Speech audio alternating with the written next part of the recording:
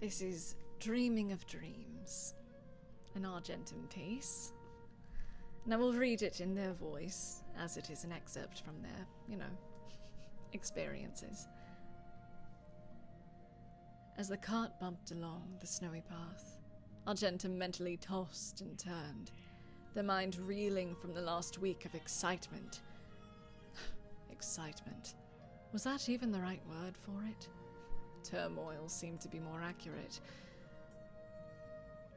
So many of their greatest fears were coming to pass, one after another. First, they were forced to speak the truth of who they were aloud. Yes, it was in an attempt to gain the upper hand. But their own words from that confrontation still rattled in their mind. Just recalling them sent waves of anxiety through their body. Then, they had lost the most vital piece of themselves. Vavakri. The being they knew as well as they knew themselves. Their soulmate. Not romantically, of course, but in a more literal sense.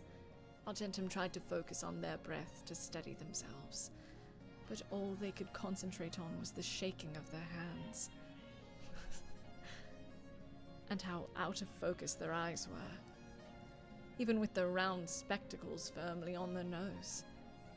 Ordinarily in these moments, Vavakri would pipe up or send some sort of sensation through them to give them something else to focus on, to help ground them.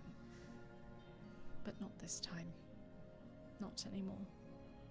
They were utterly alone now.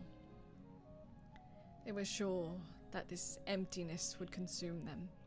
Sure, they had this new band of companions they were linked to through Feyround's petulance and meddling, but they weren't what they would call friends. Zephyrael had asked if they had any friends. The simple answer was no. They had but the one, and even they were far from them now. It was dangerous to be what they were.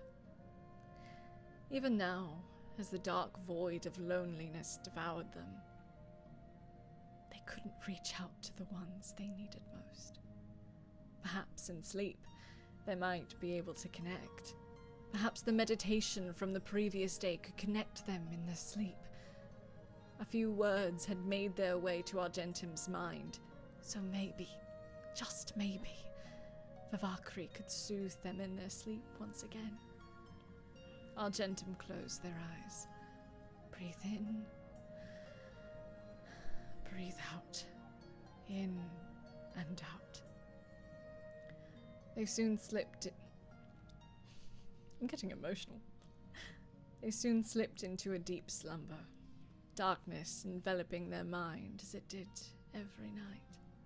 But despite the meditative breathing and the mentally grasping for the dearest companion, no memories came, no familiarity, just the same emptiness. It was a feeling that was becoming all too familiar. Their eyes softly fluttered open. Before them was the sight of the rising sun glittering off the snow all around them. It was blinding, yet so beautiful.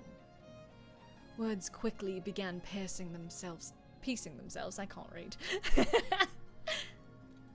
Words quickly began piecing themselves together like an intricate puzzle, and Argentum knew exactly how they would describe the scene before them. But the desire to write those words soon slipped away. Alone. They were still alone. And that was Dreaming of Dreams. Probably the most emotional piece I've written about Argentum thus far. Enjoy. Enjoy the pain train. Choo-choo, motherfuckers.